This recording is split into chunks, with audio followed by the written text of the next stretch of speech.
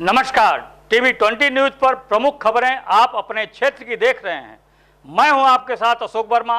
आइए रूबरू कराते हैं आपके क्षेत्रों की तमाम खबरों से। नमस्कार दोस्तों, मैं डॉक्टर मनीष। आज हम बात करने वाले हैं स्मार्ट ईटिंग पैटर्न के ऊपर, किस तरह समझदारी से अपने भोजन का सेवन करें। कई डायबिटिक पेशेंट कई बार ये कंप्लेन लेके आते हैं कि डॉक्टर साहब, कई लोग वही खाना खाते हैं, उनके ब्लड ग्लूकोज पे असर नहीं होता, और जब मैं वो खाता हूं तो मेरा ब्लड ग्लूकोज बढ़ जाता है।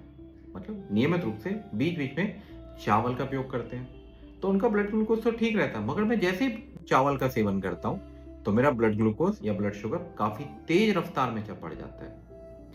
अगर आप चावल का उपयोग करते हैं, आप डायबिटिक पेशेंट हैं, तो हाँ, आप नियमित रूप से चावल का उपयोग कर सकते हैं। आप जितना चावल खाने वाले, मान लीजिए एक थाली है, तो उसमें 1/4 मात्रा से ज्यादा चावल नहीं होना चाहिए। पहली चीज, जब भी चावल का सेवन करेंगे तो उसके साथ प्रोटीन रिच डाइट, मतलब दाल, राजमा, छोला, चना, सोयाबीन, ये नहीं खाते।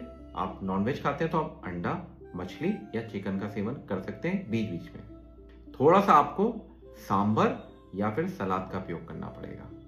जितना सब्जियों का या सलाद का सेवन करेंगे उतना फाइबर की मात्रा बढ़ जाएगी, और जो 1/4 पोर्शन बचा है उसमें कोई डेयरी प्रोडक्ट, जिसमें खास कर दही का उपयोग कर सकते हैं। अगर आप ये सब चीजें एक साथ मिला के खाने की कोशिश करेंगे तो चावल के खाने के बाद जो ब्लड ग्लूकोज का स्तर होता है बढ़ता हुआ नजर आता है, वो काफी हद तक रुक जाएगा। कोशिश करिए सबसे पहले आप फाइबर्स को या प्रोटीन को लेना शुरू करें, उसके बाद चावलों को खाइए। आप कंपेयर करके देखिए एक साउथ इंडियन खाना कैसे खाते हैं। साउथ इंडियन जब भी चावल का उपयोग करेंगे तो उसके साथ सांभर की मात्रा बहुत अच्छी रखेंगे, और कुछ हद तक वो छाछ या दही का उपयोग करते हैं।